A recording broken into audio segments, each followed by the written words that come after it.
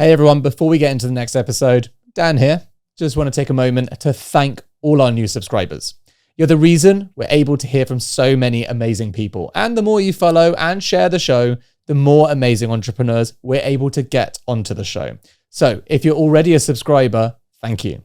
If you're not a subscriber yet, please hit that button, subscribe, follow, and let us know in the comments that you've done it. It means the world to us. And, being honest, especially me. All right, on with the show. We've asked over 20,000 people around the world, how does uncertainty make you feel? The answers can be categorized into three groups, and no one has ever said anything that falls out of those three groups. As a founder, uncertainty is the air you breathe. It's the constant companion that surrounds every decision, every pivot, every leap of faith. And if you're not careful, it can be the thing that keeps you up at night. But what if there was a way to flip the script? What if you could find stillness and comfort in the uncertain? That's the radical idea at the heart of today's conversation with Sam Conniff, an entrepreneur, best-selling author, and the co-creator of The Uncertainty Experts, an interactive experience that's helping people build their uncertainty tolerance and transform their relationship with risk. In our chat, Sam breaks down the strategies and mental models he's used to do just that. From scenario planning and risk assessments to the mental models he leans on to stay grounded and decisive in the eye of the storm. We also talk about the art of the strategic pivot, the power of embracing discomfort, and the most effective ways to communicate uncertainty to your team. Like everyone, I'm sure you've struggled in moments of uncertainty during your life. And the only thing we can guarantee is that another moment like that is coming. Hopefully, after hearing this episode and a few tweaks to your mindset, you'll be able to meet the next moment with resilience and adaptability. All right, that's enough from me. I loved this episode, and I'm really excited for you to listen to it. So, without further ado, here's Sam Conniff. Okay, we talk about uncertainty. Mm-hmm. In your experience, how does uncertainty play a role in whether startups succeed or fail, entrepreneurs succeed or fail? Is there a correlation? Well, uncertainty is going to be a component of all startup life. So yes, it's definitely part of the puzzle. A mistake that I made in this work around uncertainty for the first year or so was to think that uncertainty is the problem to solve. And that just simply can't be the case. Why? Because uncertainty isn't a problem. Uncertainty is a paradox. Uncertainty can be good and bad. Uncertainty is ever present. Uncertainty is a fundamental component of life. Uncertainty leads to growth as much as it leads to chaos. But it's not a problem you can solve. There's no right or wrong. There's no yes or no answer to it. And there's very few things you can rely on in life. It's a cliche to say the only certainty is uncertainty, but it's kind of true. That and death. Beyond that, that's about it. And that's not I think that's like a Buddhist. Yeah. Not to be too and doomy. Taxes. Well, no, there's quite a few people that don't pay taxes. True. So, Buddhas, for starters. I think Buddhas pay their taxes. They probably come in under the tax threshold. Let's not go there. Now I've got all these Buddhists at the accountants in my mind. There's only two things you can be sure of in this life, and that's uncertainty and death. So when are you going to grow up and embrace life? To paraphrase Pema Chodron, the Buddhist nun. And so the thing that you can identify as a challenge is your relationship with uncertainty. And that's the bit that we can do something around. Your relationship with uncertainty as a founder will drive you towards anxiety. In fact, medically speaking, uncertainty is the biggest driver of general anxiety disorder in the world, bar none. But if you think about your career to date, and you think about the most exciting moments, the most memorable moments, the stories that you tell and are most proud of, there's probably a correlation with some degree of uncertainty or ambiguity or the risk that you took or the unexpected event. The stories that you tell are probably the least predictable ones. So we also know from our own empirical observation that uncertainty is a generative force. It's a creative force. It sometimes has the capacity to bring out the very best of you. So uncertainty is a given. It's always going to be there. And it has aspects of it that will provide you with a toolkit for exploring the possibility and find the ideas that you seek out the audiences that you need. Or it can fucking send you over the edge. So it's your relationship with uncertainty that's going to be the key thing. And we can be precise about this because that also sounds a bit a little bit ephemeral. It's your uncertainty tolerance, which is a psychological trait discovered in the 1990s by 2 Canadian psychologists looking into anxiety reduction. Every single person has one. You can measure it, and it's very malleable. It's not a state. It's not fixed. So you can shift your uncertainty tolerance, and that will begin to determine how you respond to the next unexpected event, whether it takes you to your knees or in that moment you spot the opportunity that you otherwise couldn't see. How do you test and train that? Live? Well, medically, it's called uncertainty intolerance, UI, and I can give you a link that you can share with your audience, and they can test it in about 3 minutes, and you'll come in as the majority of people we've tested. About 72% of people come in medium to low. Very few people naturally have a high tolerance to uncertainty.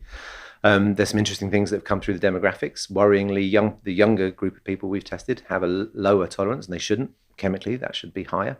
There's some differences in genders. There's real differences in life stages. The mid-40s senior leader perspective are coming in. They have the lowest tolerance of uncertainty of almost any group that we're speaking to. Wow, I thought it would have been inverted. It's not to do with experience. It's not to do with life stage, not to do with gender, not to do with job title or salary. My perspective there, and having worked in leadership in many different ways, I think the last 3 years represent some of the hardest times to ever be a leader. I think there's almost a tier of fear in companies where the level of exposure has never been quite so pronounced or vulnerable. I think it's a life stage which is always generally connected with massive shifts, the arrival of children or the growing up of children and the elderly parents. Yeah. But the permeability between life and work used to provide some degree of protection, and that seems to have evaporated, and there's no meaningful way it's coming back. And is that both in the sort of turbulent nature of being a leader in a modern day anyway, and there's societal changes like AI, etc., and then also the HR element of like how to handle difficult conversations and cultural things going on that might be more natural to a Gen Z than to an elder millennial, and so really don't understand those cultural language shifts and feel boxed in and like scared to speak. Are they all part of that mix? I think so, yes. I've decided to take this work into a space and depth that I think it can be its most useful sense, right? Which probably isn't the most commercial way to grow it, but there are enough theoretical frameworks for uncertainty. There's loads of them. There's a zillion books about uncertainty, and there's lots of triangles in them and alliterated forms. But we don't get to the real issue. And the issue is how, if you ask people what they think about uncertainty, by and large, they'll be able to demonstrate that it's both positive and negative. It has certainly the potentiality for that. If you ask people how they feel about uncertainty, a very different thing happens. We've asked over 20,000 people around the world, how does uncertainty make you feel? The answers can be categorized into 3 groups, and no one has ever said anything that falls out of those 3 groups. The first is words like, uncertainty makes me anxious, it makes me fretful, it makes me sleepless, And for most people, right, they don't think uncertainty is their problem. They think it's their anxiety or their sleeplessness or whatever else, or their hives, or however it's manifested. The second cluster is we called fog, and that's people saying uncertainty makes me feel, closed-minded, indecisive, circular. And the last one is people saying uncertainty makes me feel stuck or listless, or I've lost my mojo, or meh. And we called that stasis. So fear, fog, and stasis, FFS. This seems to be the underlying subconscious truth that's really hard to admit. And another question we ask, which is what keeps you awake at night? It's not AI, and it's not international conflict, and it's not the climate crisis. It's health, relationships, money, and work. Which speaks to the true human nature of it. And the things that we worry about at 3 a.m. are not the things that we can fix. They're rarely the problems either. And the difficulty is that feeling is what undermines us. And this is where it begins to become hopefully useful to an entrepreneur or a leader or anybody else. If we set our sights on the change that we want, we can design it beautifully, we can lay out the Gantt chart, and then we find ourselves there 3 weeks later and we're not there. What's happened? And we're looking around and so-and-so sabotaged it, and I know that I didn't show up for it, and we all kind of agreed it, but we aren't there and we can't quite understand. And it's when there's dissonance or disconnection between these 2 states. And the only way through uncertainty is to think and feel your way through uncertainty, because we feel it deeply. There's the classic VUCA model, right? Or is it VUCA? I don't know, it's a terrible acronym. The volatile, uncertain, complex, ambiguous world. And it just immediately encapsulates all that's wrong or all that's one-dimensional about the uncertainty frameworks we have. It doesn't take into account that it's an emotional state. And when you begin to work with that, you begin to find a way, not just through uncertainty, but to be able to stay in it and to recognize it and to appreciate it as a positive and generative space. So is your point of view here that one way or another people will consciously recognize uncertainties happening or potentially disconnect from the reality that it is, whether it is or not it is? And so the best way to approach this is to learn and train how to deal with the facts that it is and build up the resilience for it. Yeah, to a degree. I think that there's a starting point which is even simpler, though, because you're already good at uncertainty, naturally. Well, 10 years of entrepreneurship would make you decent on uncertainty, I think. Yeah, well, I mean, just your experience of life. You exist at a statistical probability of about 1,000,000,000 to 1. You're deeply uncertain. And every single aspect of the world is around us. And yet what we're trying to do all the time is create aspects of certainty, create a sense of certainty, because uncertainty drives anxiety. We don't like the feeling of anxiety. What we've got to is a slightly unhealthy reliance on what feels like a state of safety. So now these unsafe states feel like places we don't want to be when they're actually natural. There isn't any kind of growth or development in life that doesn't come with some degree of discomfort. And we can heroize those or aggrandize those or make posters about those. But, getting clear that it's a natural state. And the natural state for tackling uncertainty, the one attribute that's been shown more than any other is not seniority or age or tenure of entrepreneurship, it's open-mindedness. People who are more open-minded make more reliable predictions in uncertainty.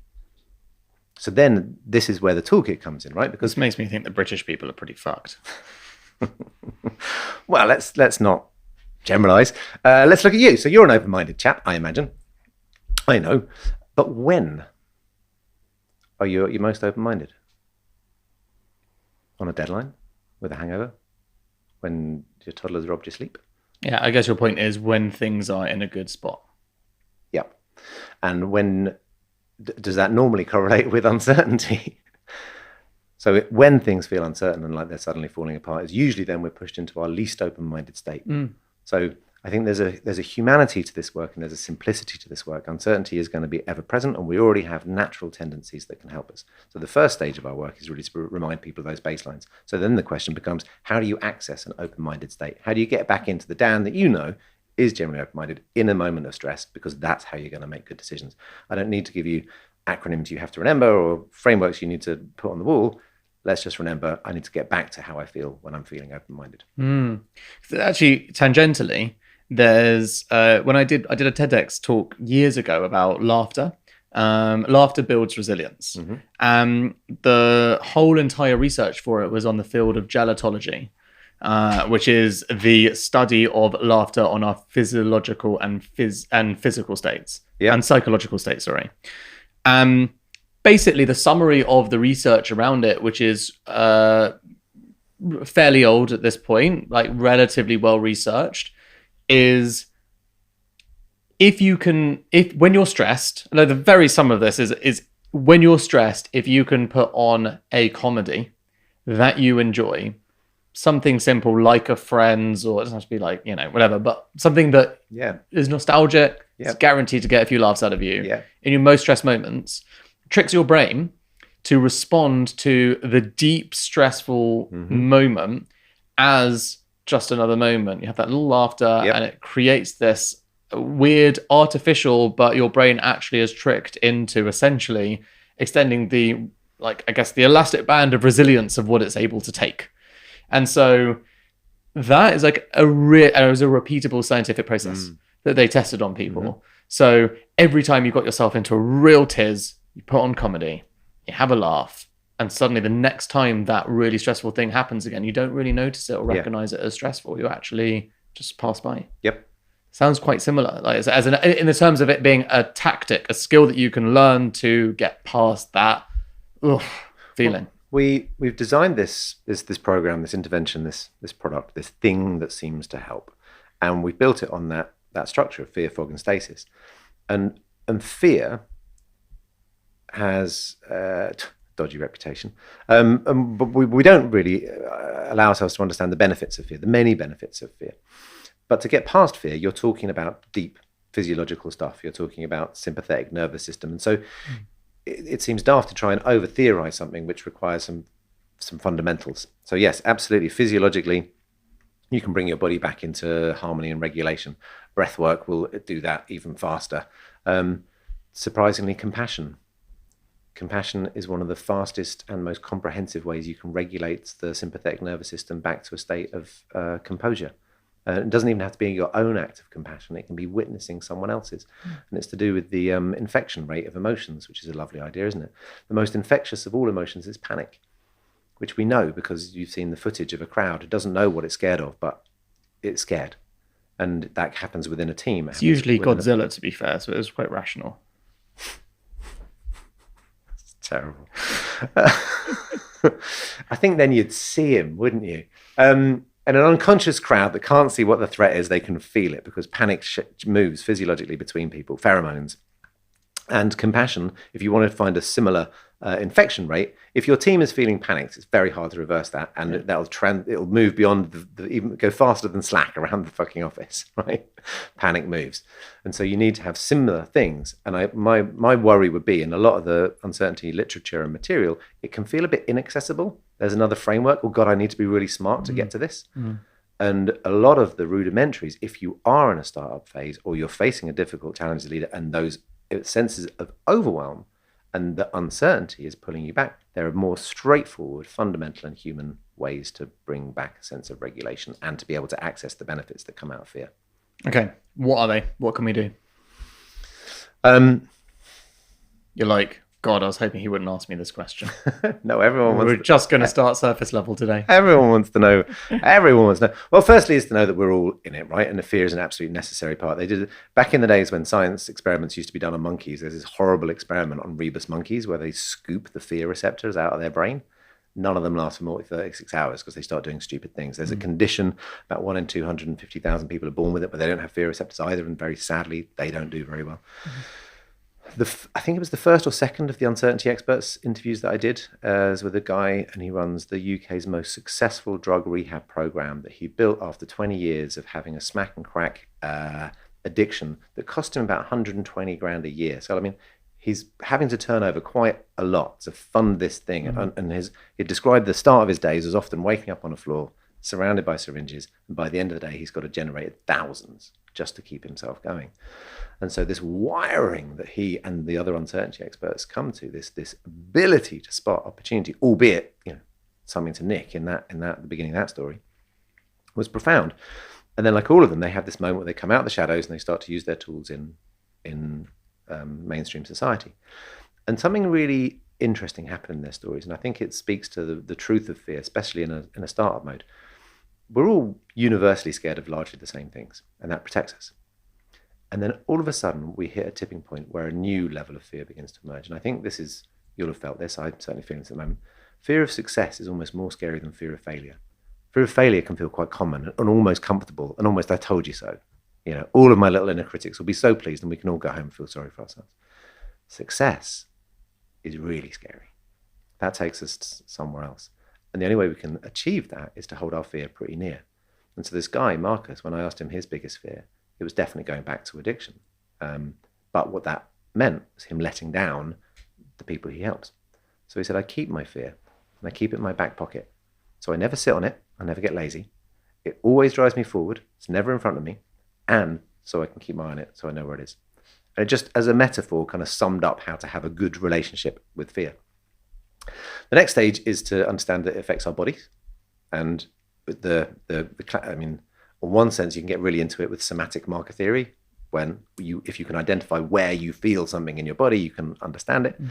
The more common term is interoception, which, if anyone listening hasn't heard, is well worth getting to grips with. It's the hottest topic in neuroscience right now. It's the 8th sense. So after your main sight, sound, smell, whatever the other ones are, you've got proprioception, balance, sense of space, and then interoception, your ability to understand the internal signals in your body. So kids have bad interoception. They don't know whether they're nervous or they need a wee. Grown-ups hopefully do. And when you have really alert interoception, you know whether this is a threat signal or whether the budget's changed. Whether it's, this, you get, whether it's a caller ID that you can't recognize, actually nothing to fear, but makes me feel uncomfortable, or whether it's something genuinely that you know to be a threat. It's like a sixth sense. Yeah, I mean, it is the eighth sense. It's the thing that brings them all together. And traders with high interoception are more successful at making the investments. Performance athletes with high interoception can understand and regulate their bodies. So interoception is the scientific term that sits right at the core of it, and it's practicable and improvable, and it's a word that you will hear so much over the coming years. There isn't a single mental health condition that doesn't have interoception as a cornerstone of it. So that's the lever that you can pull on. And then that opens up a world of different tools that you can begin to work with, because it turns your emotions into data. And that's where many of us aren't, right? There's in the time it takes your brain to process 50 bits of information, your body can do 50 million. All large language learning models are based on our cognitive processes. There is no AI based on your emotional capacity for understanding and navigating the world. And when you bring these two things into play, we're human beings at our absolute untouchable best. Okay, we're going to take a break for a second, but before, I just want to recommend an experience that Sam and his lead scientist, Catherine Templar-Lewis, have developed together, and I think you'll really enjoy it. And I know that because I've taken my team at Heights through it. It's called The Uncertainty Experts. In it, you will hear incredible stories and have an interactive process that not only inspires deep personal reflection, but has been proven to help reduce anxiety, increase creativity, and unlock innovation, to turn uncertainty into opportunity. It literally launches today, and Sam has given the listeners of this show an opportunity to join the experience today with a 25% discount. Just enter Secret Leaders, no spaces, at the checkout to get 25% off. All right, now on to our sponsor, Personio. One of the thorniest parts of managing people is managing their pay. How often do you end up misaligned with your team? Someone thinks they deserve a raise, but you have a different view. This is where our partner, Personio, comes in. Personio is the all-in-one HR platform you need to scale your business. And they've just released a feature for compensation management. It makes salary reviews so much easier because it ties salaries to performance reviews, which also happen to be handled by Personio. Managers can do stuff like see their allocated budget for promotions and distribute them across their teams. Personio constantly adds new features just like this to make your life easier and your company more successful. You can get set up with them incredibly quickly, which is great if you're time poor. So, if you're leading a growing business and want to offer a better employee experience for less effort, then book a demo at personio.com/secretleaders. That's personio.com/secretleaders. There's a link in the show notes. But how do you bring those things together, like practically? As in, what am I literally doing to follow? So say I'm uncertain, I'm trying to learn how to deal with uncertainty, and I get the theory of what you're saying, but what am I practically doing, literally? So practically, with interoception, let's try and think of an experiment. Let's prove that interoception can work. So a classic threat signal that affects us all is hearing your name called out in full. So if I would say, Dan Murray, you hear your name in full at a certain volume, we are alerted to, these are key warning signs. So what can you feel in your body? Where does it register? Just then, my knees randomly, maybe twitch, as in I did a little twitch. Excellent. Yeah. So this takes us back to the classic fight, flight, freeze model. If next time you have a fear, something goes on, check where it is. If it was in your stomach, that means your ancient predecessors were more predisposed to a flight response. That's your stomach deciding to change the blood flow away from digestion to your legs. If your person of fear comes in your chest, that's a fight response. If it's on your skin, that's quite advanced. That's a threat signal. So if it continues to happen, and then the process of reflection, was that a real fear? Did I need that? Was that Sam just doing a daft test? Oh, okay, great. Does it consistently happen when I'm 10 o'clock in the evening, I haven't got to the bottom of my emails? What was that feeling? When you start practicing, and it's call and response, and it doesn't work without reflection, and somatic marker theory, right? You have to name the feelings in your body. Well, the shorthand is, if you can name it, then you can tame it. So if you start having a dialogue with the feelings in your body, recording where they come, you can begin to sense, you begin to gain access to this infinitely incredible radar system you have around you. So the first stage is naming it and marking it. Then you can move into taming it and beginning to do some more interesting things, such as thinking with your body, what's the science of intuition and gut instinct. But to start and to regulate emotions is just naming and taming. This stuff's interesting to me because at Heights, since we made a probiotic, I've learned lots more about gut health. And the thing you learn in this space is how much more women are in tune with their digestive system. Ironically, women, I used to think men love to talk about their poo, but turns out women do. And men don't really know the difference between a good poo or a bad poo. And as ridiculous as this all sounds, what I've been learning scientifically through this process of, because that's basically our job is to understand our customers. It's all about digestion and poo now. And it's just like fascinating that we had these conversations. We started off giggling and now we're all like deep in the research of it. Yeah.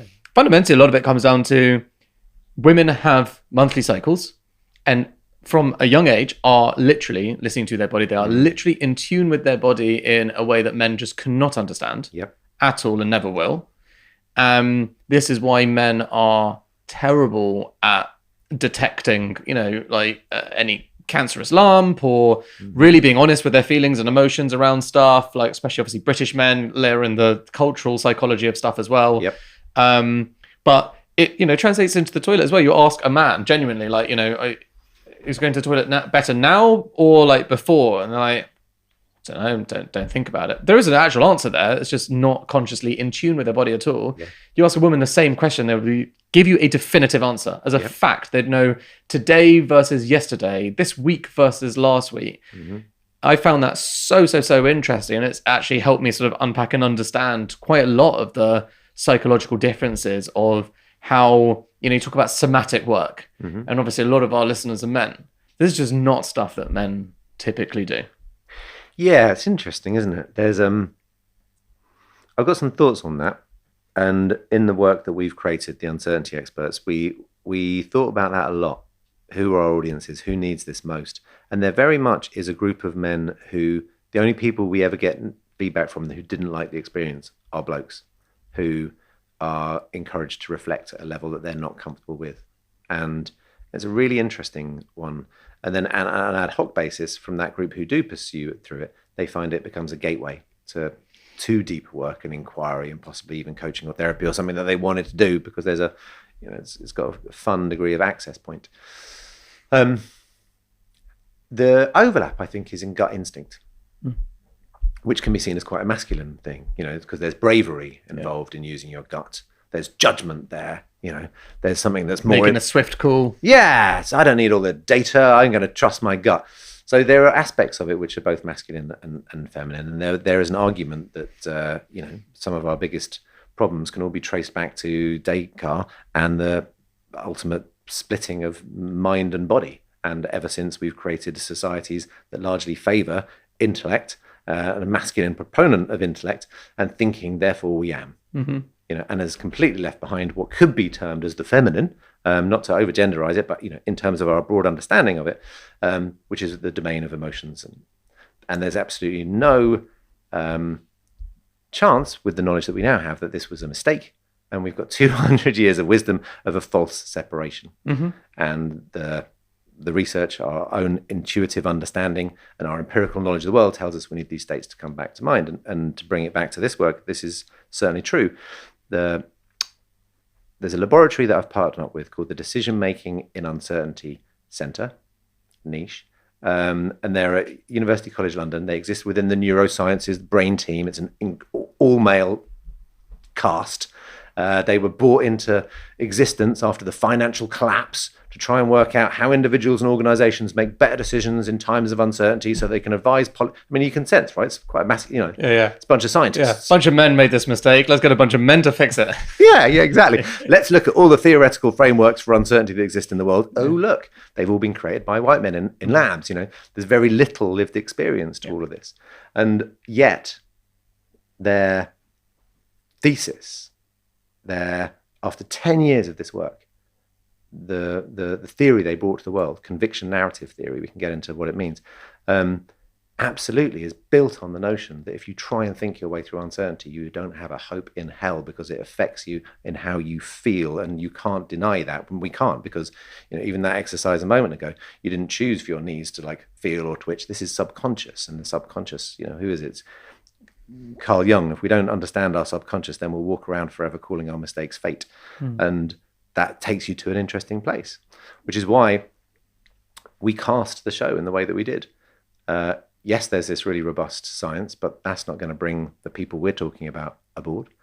And so I went out looking for people whose lived experience could speak to this, and who could then appeal to a more masculine edge or a more feminine edge, or a global south, perspective, because we have a particularly linear view of uncertainty, which was cemented for me in the moment that we were in when I first started writing this. I think the UK Cabinet Office comprised at that time of 3 career paths, entirely represented: media, finance, and law, and vast majority being finance and law. And it was like, oh, here's the opportunity. There's loads of people that are really good at uncertainty every single day, that are just well outside the frameworks or the intellectualization or the masculinization, that's not even a word, is it? But the non-felt interpretation of navigating uncertainty. You just mentioned the uncertainty experts, the show. I know about this because I actually took my team through it, if you remember, in COVID. I do. Listeners might not. What are you talking about? The Uncertainty Experts is an interactive documentary that is scientifically proven to increase our viewers' uncertainty tolerance measurably and longitudinally. It's a 3-part series. It's built on this structure of fear, fog, and stasis. Episode 1 shows you how to manage fear, and episode 2 takes you through fog to a space of creativity and agility, and episode 3 unlocks stasis into a place of intuition and connection. It features remarkable stories of what we call the uncertainty experts, people whose lived experience taught them the arts of how to navigate uncertainty, kind of often in the shadows. However, they've taken that experience to go on and become leading lights in society. So people who were gang leaders and are now business leaders, people who are smugglers, now trauma specialists, people who are prisoners of war, now advising politicians, people who've been through the justice system and gender transition and, life. And that's really where I began. My background very much includes working with people on the margins of society. And I know there's 248,000 young people considered to be in gangs in the UK, 12 million people living in poverty, 4.5 million people who are single parents, 1.2 million active, veterans. And yet, when we think about uncertainty, we wouldn't ever look to the people who just have to successfully deploy strategies to get to the end of the week. And it was in there, this juxtaposition, I started to get really excited. And it was in COVID when my world just went to quicksand, and I was panicking hard and trying to stem that sense of panic. And a piece of advice I had from a mentor was, when you need strength, to get strength, give strength. And I put out a note that I would be volunteering some mentoring time, which is something I've got lots of experience in doing. And it was just really telling to me, because so many of the people that came forward were part of networks I'd previously worked in. And people who had a background of either they'd lived rough, or they'd been in gangs, or they'd been through the justice system, or whatever it was, had a different tenor to their approach.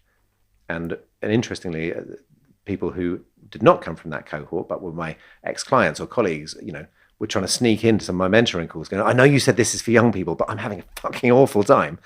My kids and my job. And it just began to become really clear. There is a set of life's experiences, rich experience, life's, School of War. And so I began running those interviews, videoing them. I did an online course about online courses, decided I didn't want to do an online course. So I did an online course about documentary making. I thought this is a much more interesting approach. And so with the decision-making uncertainty centre behind me and their theoretical frameworks, desperately in need of a good story to bring it to life. And then I had multiple really great stories. I then took this really enormous risk. I knew I was onto something. I'd been piloting it as mini workshops. I built a green screen. Me and my kids had built a green screen stage at home so that it would look and feel very, very different. And I was out of cash, totally. I'd spent the last bit of family ISA. I was well into credit cards. Like the decisions I'd made pre-COVID were not sustainable in COVID. And so I decided I would create and launch the world's first interactive documentary, scientifically proven to increase your uncertainty tolerance. And I made an advert for it over a weekend and put it up on a Monday, gave myself 6 weeks, and that was it. We had to sell out. And luckily we did. And 2 Netflix execs came to that pilot that you were at. And then they backed me for the next year and a half and gave me money and taught me how to make it into a real documentary, just like the UCL team did. They said, this is a psychological intervention, the likes of which we haven't seen. The results are extraordinary. And so it was with these 2 partners, it's a great pairing of science and story. we've now created this, and now it actually is the thing that, it was once a future truth. And now it's a valid psychological intervention and a great bit of storytelling and a real joy to bring to the world. I mean, UCL and Netflix does feel like quite an impressive partnership to bring something like this to life. It's lucky as fuck. Yeah, lucky as fuck, sure. But preparation versus opportunity. Yeah. Are you building a SaaS or venture-backed business? Or are you just trying to grow internationally? Well, if potential customers or investors haven't already asked you about ISO 27001, SOC 2, or GDPR compliance, they probably will soon. Achieving compliance can unlock major growth for your company, but the process is often time-intensive and costly. This is where our partner, Vanta, can help. Vanta automates up to 90% of compliance work, getting you audit ready in weeks instead of months and saving you significant costs. Plus, Vanta scales with your business, helping you successfully enter new markets, land bigger deals, and earn customers' trust. As a special offer, Secret Leaders listeners get 20% off Vanta when they go to vanta.com/secretleaders. That's VANT.com/secretleaders for 20% off. There's a link in the description. Something that I want to talk about because it's something I've done a lot of, the art of the pivot. So for those that don't know that are listening, this is the idea that you're running your business, everything's going well, and then it's going to shit. And so when things go to shit, you have a few options on the table. And one of them was obviously to give up and close down. And that is quite often exactly the right thing to do. And other times it's sort of no, I'm unwilling to fail. And therefore I will pivot. I will change the business to be this new thing that I really do believe it could be. In that process is a lot of uncertainty. Firstly, you're dealing with, and I'm speaking from personal experience, firstly, you're dealing with the acceptance of failure. You are unable to do the business you set out to do in the first place. And so you're not just dealing with the grief of coming to terms with your own inability to build and your fallibility. You're also at the same time trying to skip over any mourning period to go into inspiration land of a new path of what you could create. And it's a very interesting and difficult psychology to manage. And I've done it twice. I'd love to know what, as an uncertainty expert, people need to know. And I honestly, as well, worth saying, this is a very difficult time in business, has been the last 18 months. Often startups have two choices: give up or pivot. So I think this is going to speak to a lot of people, because a lot of people have to choose the pivot path, or choose the pivot path, it's worth saying. Yeah. How can they manage their uncertainty? Yeah, and thank you for reminding me that final point, because it's fucking hard, isn't it? And and I think you called to some of the really important parts of it, because it's connected to your ego and identity. It's a deeply emotional process. If you've got people who are relying on you, that adds a whole other hue to this thing. And there's the idea that you hoped it was going to be, which in your mind was a reality. So mourning is right. There are two well-known states, readiness for change and resistance for change. And we tend to oscillate between those. In fact, if you zoom out I think zooming out is a really good thing to do. The further the perspective you can take, the less abrupt your pivot will look. And the less abrupt it is, the more easily you'll be able to manage and handle it. One of my mentors once told me that the whole entrepreneurship journey is, from a distance, a nice curve, and when you're up close, it's a fucking horrible stairway where there's a series of horizontals that you trundle along nicely, and then whammo, you hit the vertical, and then for ages you feel like you're not moving, and then luckily there's another little horizontal, and then whammo, but you zoom out, and there's your curve. And I think that's true to a point. So resistance for change is where, so the broad, most human beings are oscillating between two psychological states: attract and avoid. That's how we've got this far. We move towards things, we move away from things. And in terms of change in life, this is measured as readiness to change and resistance for change. If you are in a state of resistance to change, it's quite problematic, and it's very hard to go through with whatever pivot plan you're going to undertake. We've all met people, we've all been in that moment. our capacity to invent new narratives and stories, our capacity to procrastinate. If you've ever been confronted with a very difficult decision or an important task, blinked, and 2 minutes later you're like deep into social media, a bottle of wine, or starting a fight, or whatever the fuck it is, right? Change resistance works at a really deep level, and what it's trying to do is keep you safe. Change readiness is a completely different capacity, and this is, if these two states are attract and avoid, it's the state of availability. Goes back to being open-minded. It's a very hard thing to do when you're under pressure, but that's the state in which you need to be for a pivot to take place. Otherwise, you're holding on to these ideas. And the trick in uncertainty experts that we learn about this is the mind is based on a predictive model. That's how all of our brains work. We constantly map out and see the world around us, and so we make a prediction about what's supposed to happen. And when that prediction doesn't occur, we get what's called a prediction error. And that's, releases in our bodies as a form of dissonance, and that's to train us to go and do the right thing. In business, it's really hard because the predictions we make, we make a spreadsheet, we put some slides together, and then we think it's reality.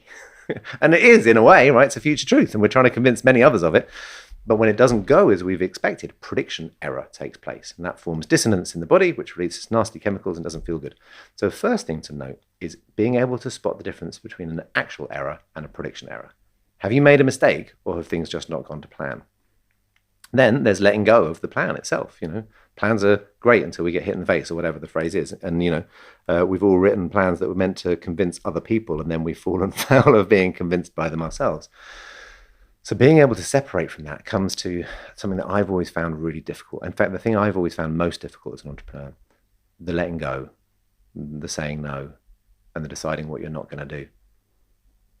And I learned this only recently, that the CIDE at the end of decide is from the same etymology as homicide or suicide, because it means death to the alternative. So when you really put something down, you can't actually really fully change unless you completely put something down. The other state, so if our brain is working constantly on a predictive processing point of view, when things don't go as planned, prediction error occurs, we find it very hard to move, we become very, very brittle, resistance to change. The alternative state we try and push out towards is to increase this, increase the palette of opportunity as to what's going to happen around you. And that's to update your predictive model. There's lots of different ways you can do this. Really good culture does it. Lived experience of others does it. If there's someone that you know and love and they told you about a dangerous traffic zone, you don't need to go to that corner to know that you'll keep your kids away from it. There's a set of experiences which increase our predictive capacity for the world. One of the uncertainty experts we interviewed, he'd been a prisoner of war. His men were being held, as was he, and they were being tortured, and they all lost their capacity for reasoning, but it was only going to be a strategy that would get them to safety. And he told me about the OODA loop, which is what RAF pilots get taught, and it's how to pivot at speed. Observe, orient, decide, act. And we're all operating on OODA loops, and it's how you update your predictive model of the world, right? So you're in prediction error, dissonance. My world's got shorter and smaller. So OODA loops are how you move your way out of it. Observe the broadest amount of available facts you've got. Is this working? Or reorient yourself. No, it's not. I need to try something else. Decide to try the new thing. Great. Take an action. And then repeat. And then repeat. If you're under pressure and feeling stressed and you can't quite work out, then your OODA loops are going to be very, very small. The more perspective and power you've got, the larger they're going to be. The RAF are taught to do these things in like millisecond rotations, and it's how you're able to make decisions when you're going at 500 miles an hour. But it's a really effective model when you're trying to work out what this pivot, if it is necessarily a pivot, or is it just a necessary part of the mess that precedes any success. There's no one that's got to success without it. And the other part that I learned in all this that surprised me, was the necessary failure ratio of any good idea is about 20%.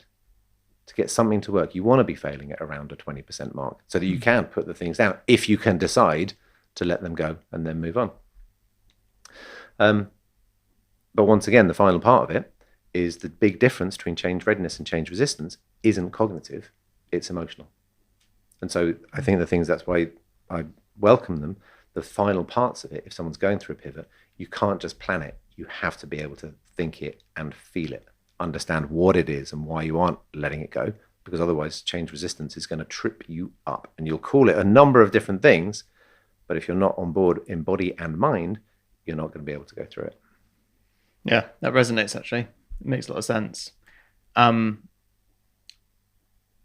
lot of what we talked about has been, how do I, as a founder, deal with uncertainty? Because I'm used to dealing with uncertainty, entrepreneurship's about uncertainty, blah, blah, blah. But actually, my team is going to go through the same uncertainty I am, realistically. They might be protected from some of the facts and whatever else, but Yeah. ultimately, I presume to build a thriving organization, I need to have an organization that's resilient and capable of handling uncertainty. So how do I train them? Book them all on the uncertainty experts. Exactly. Answer. No.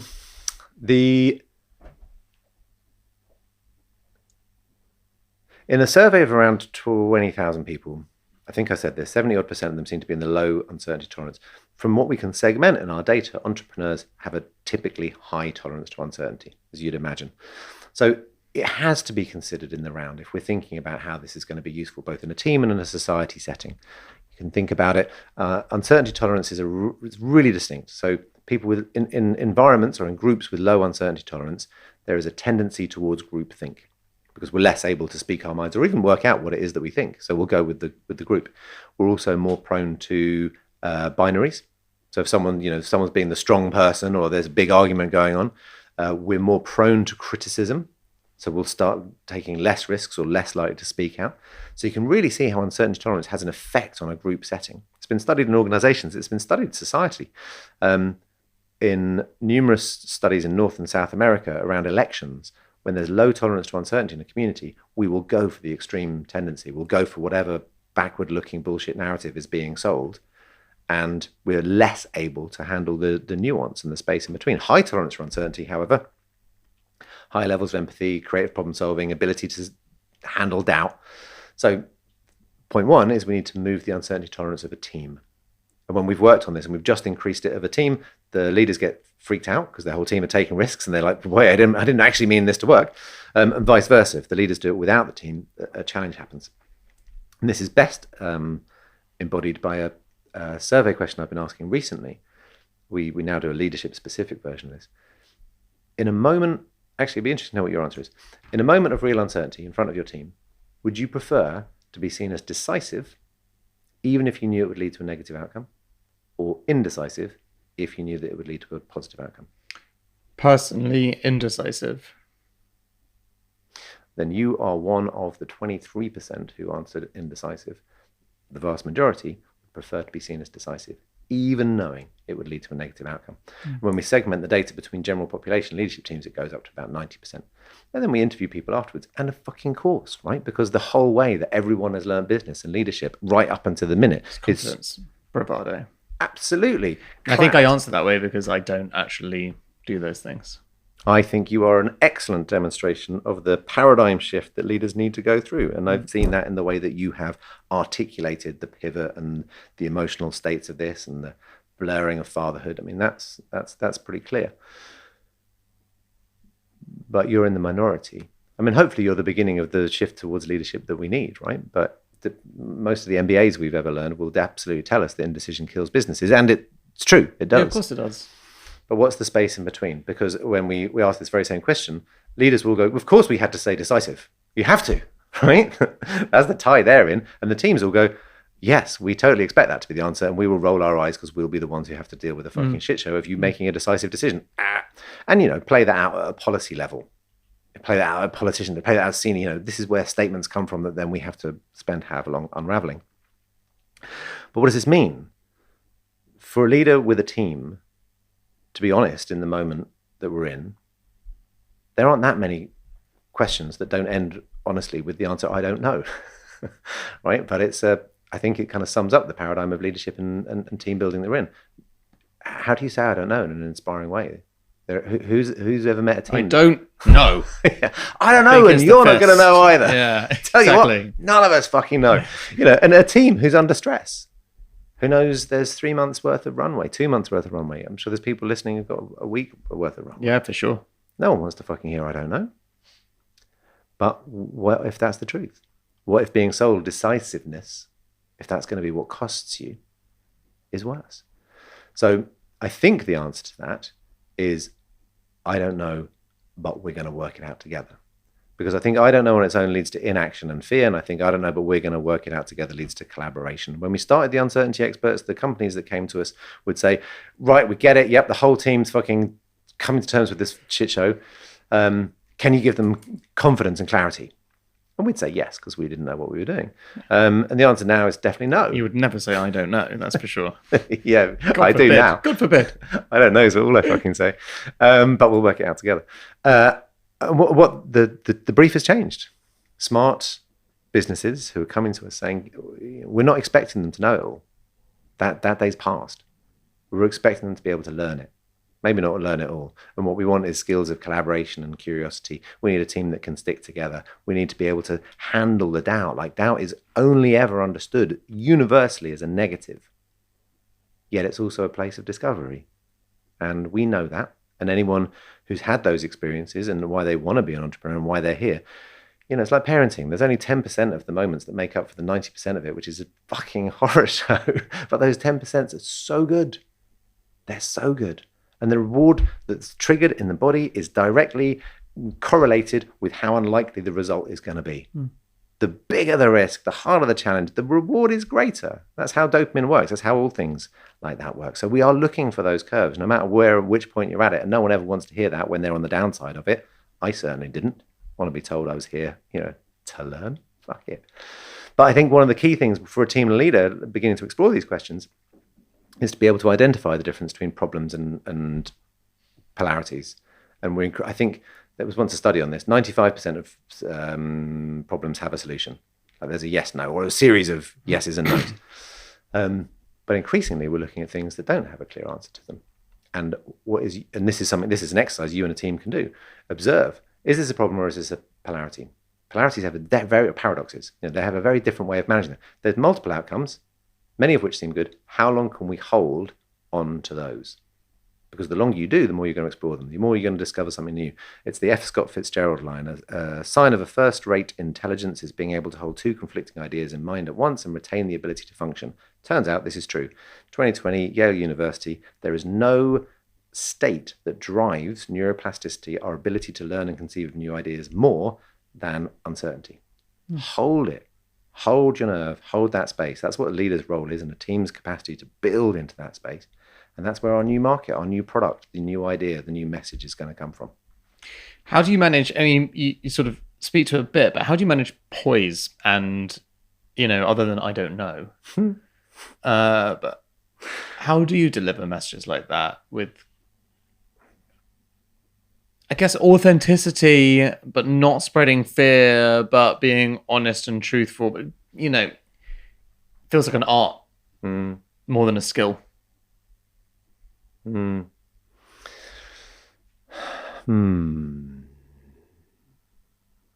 Rocking like a maniac. It's because I'm trying to think. I thought you were showing me that's how. No. Rock like a maniac. Actually, that is it. Step one. That step one. That was the answer. Yeah. I was trying to not give you a glib soundbite, although I know that's what we want. I think the answer is in what has been the most difficult bit for me out of all of this, and it's in what's known as embodied cognition. The most radical idea in cognitive sciences is that we have two brains. You'll know this from heights, right? The gut and all its various sensors and the vagal, whatever it's called, nerve that allows these two things to coexist and correlate and communicate, leads us to a place of embodied cognition, which is the scientific terminology for gut instinct. I was previously the least embodied person I think I've ever met. As Ken Robinson beautifully once said, my body is just a vehicle for getting my brain to the next meeting. I had very little awareness of anything that was going on below the neck. And that was all right? Because I thought I was pretty smart and I could think my way through it, or if I couldn't, I could make you laugh. And if I couldn't, I could, come up with a way out. And this has taught me of my own arrogance around intellect and of some really difficult moments where shows of sincerity become very different from acts of sincerity. And the process of embodied cognition allows us into this space.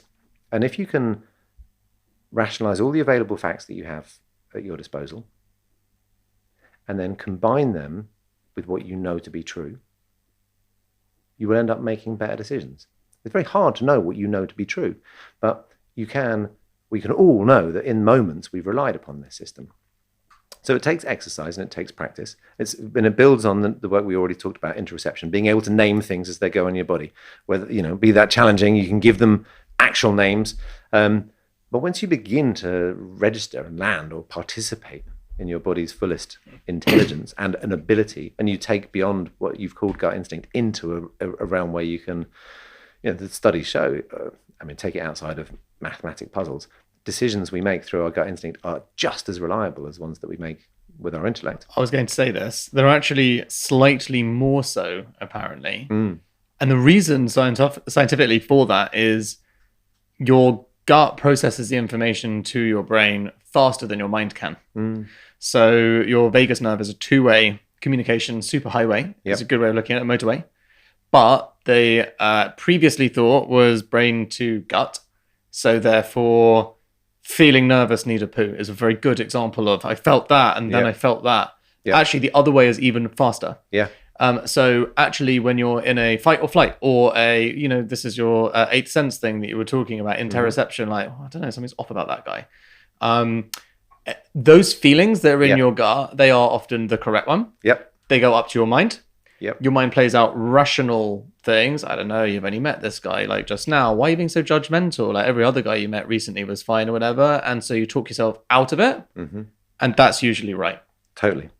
And this is one thing we heard from every single interview we did with the different uncertainty experts, whether it was Rez, who grew up in a refugee camp in Pakistan, or Carl, who was running gangs in Brixton. They all they came to rely on that internal set of signals, like for their life. And once you've relied on it to that degree, you begin to know that you can cope with it. But the key is reflection. If you don't reflect on it, you won't harness this skill. So everybody's got a decision coming up. Listen to this.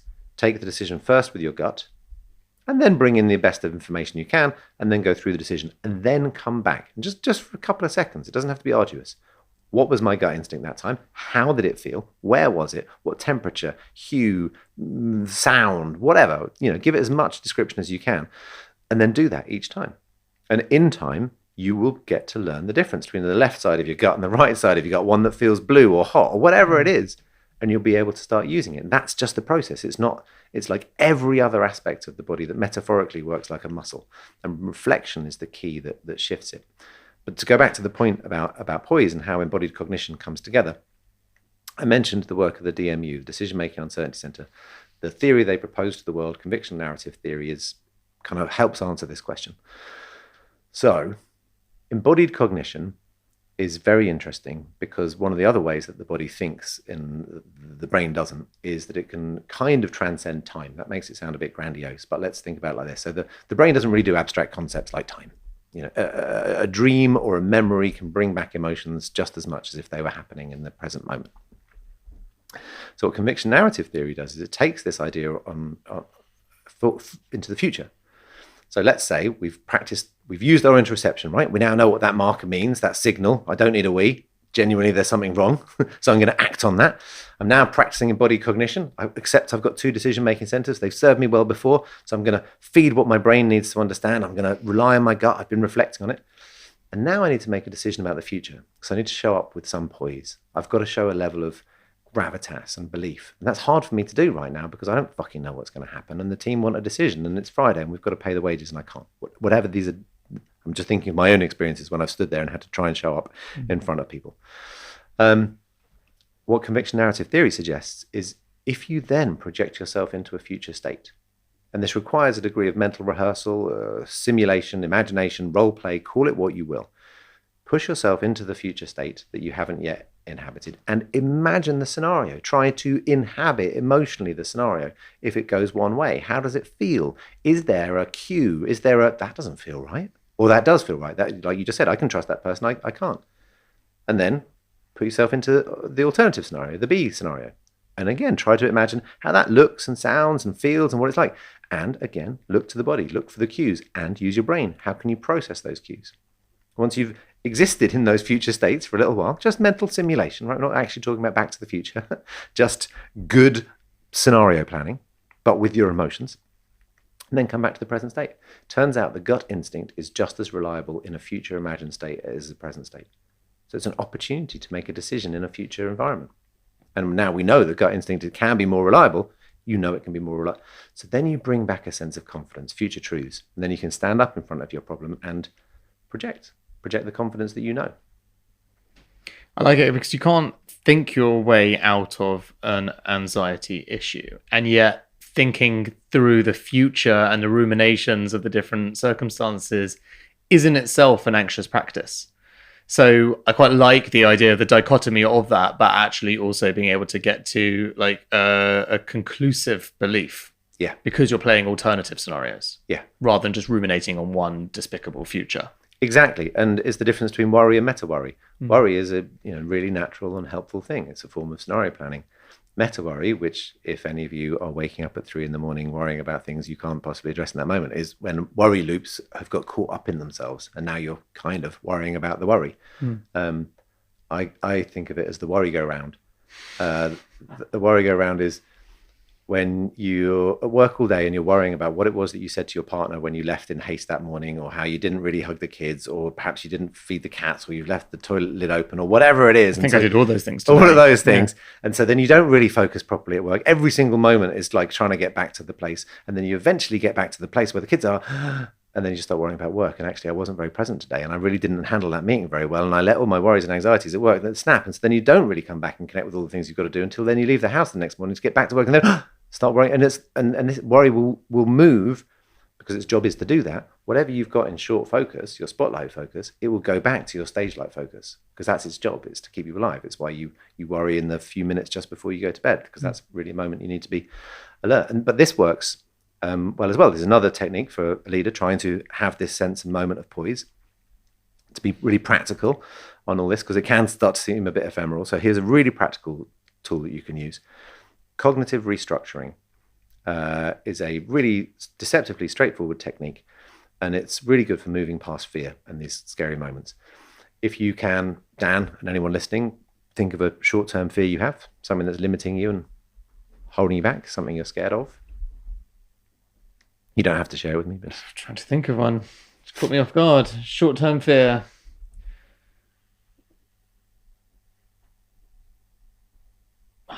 I mean, anything daughter-related, obviously. Yeah. Great. I'm taking her out for the whole day tomorrow. Is she go. going to be a complete nightmare or a little angel? Short-term fear. Great. Okay, so that doesn't feel great, and that could then lead to limiting beliefs. I shan't take her, or I'll, won't take her for long, or maybe I'll, distract her or whatever, sedate her. Well, it depends on your approach to parenting. Right. So, what is the regret associated with this event that you would most want to avoid? A poor memory. I'm really looking forward to it. Mm-hmm. I love that we do, I think, dad and daughter day, no mum, just us. But, you're basically doing those things. And she's 2.5, so I'm doing that for me, not her. She won't ever remember it. So for me, it's about creating a nice memory, not a bad memory. She won't consciously remember it, but side note, all of our values are based by the time that we're 3 years old. So it's a very, very, very good thing to be doing. And conscious memory is just one very small and very unreliable part of who we are. Well, maybe I shouldn't take on that bank robbery that I was planning then. I'll choose something a bit lighter. It's a different set of values. Okay, so now we inhabit both these two things. So there's the short-term fear of tomorrow. That doesn't feel good, but that's just mild anxiety. Now let's really check in with the feeling of regret. What would that feel like? It was a bit shit, or you didn't go through with it, or wasn't the memory that you thought, or you had a disastrous day, which is then going to scar her and upbringing. Resentment, regret. Resentment is the most emotionally costly of all the emotions.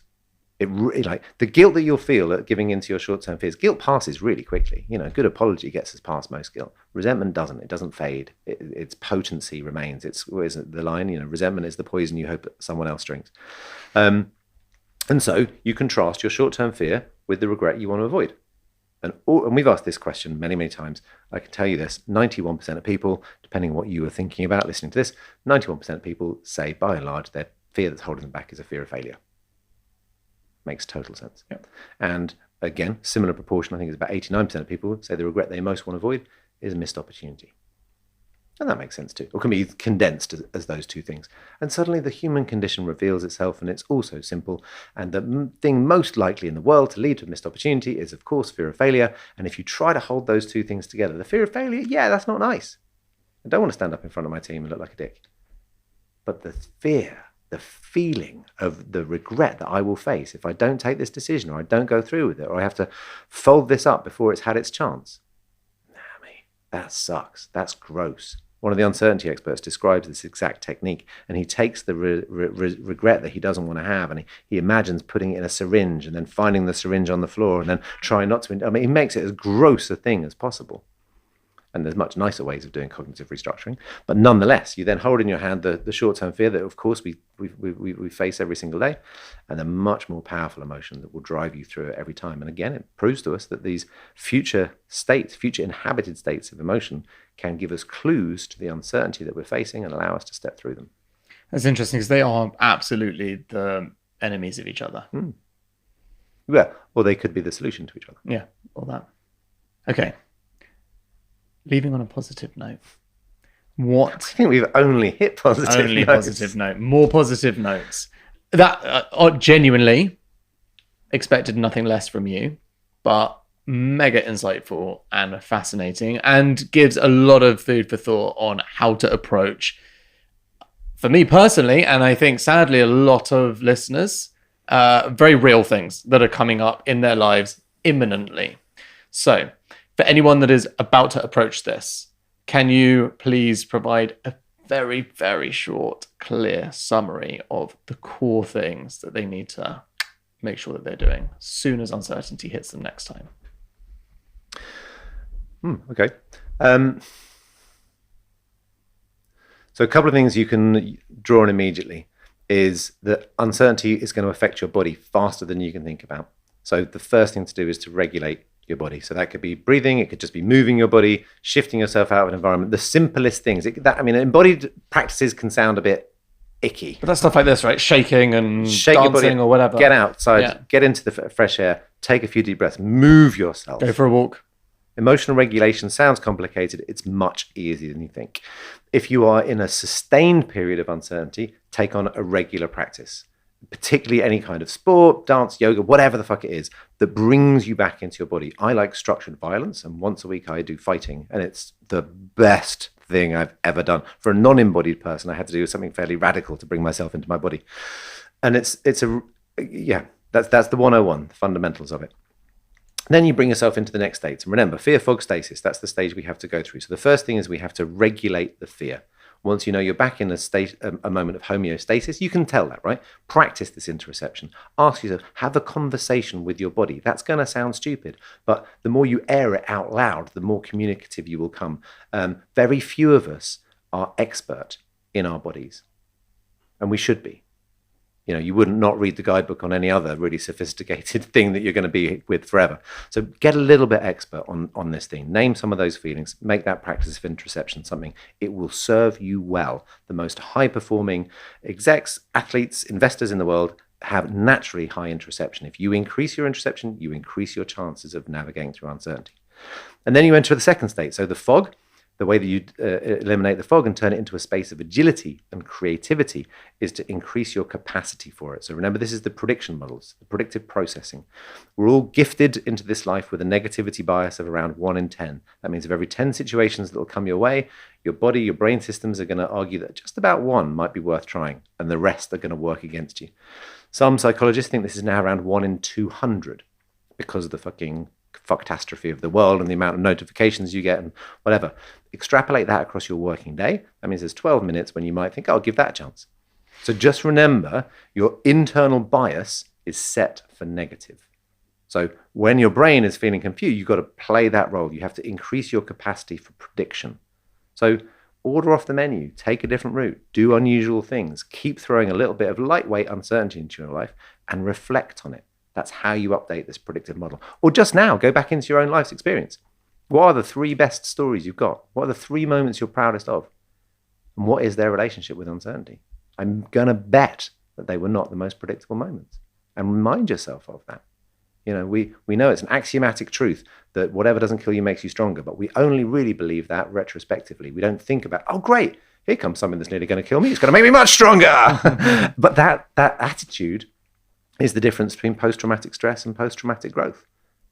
You know, it's just that singular moment of alertness is how we go into something as to whether it's surprising and delightful or deeply anxiety-making. And then that third state, the stasis, I think arguably the hardest one, right? Because that's where people, when they're stuck and you try and keep them moving, it's when you break them. And there's no one listening who hasn't been close to breaking or isn't close to someone who has been breaking. And that is fucking heartbreaking. It's hard as anything. And that is not the moment to push people through. In our work, what I believe is the way out of stasis is connection. For a while, I thought it was trust. I think that's a big component of it. But if you can connect to what matters to you, connect to yourself, connect to others, connect to the reason you're doing this endeavor, and that can be, you know, as material or commercial as you like, or as high-minded and purposeful as you like, then you begin to move again. It's only through connection that we begin to find our way through it. So I think that's the approach. Fear, fog, and stasis are the natural human underlying proponent of uncertainty, and that's why it's fucking horrible. You can't think your way through uncertainty. You have to think and feel your way through uncertainty. Use your feelings to regulate the emotions. Allow that fog to become a place of agility and creativity. And the only way out of getting stuck is to connect. Sam, thank you so much for joining us on Secret Leaders. I've learned a ton. Really appreciate it. Very much for having me. I've really enjoyed it. Thanks very much for having me.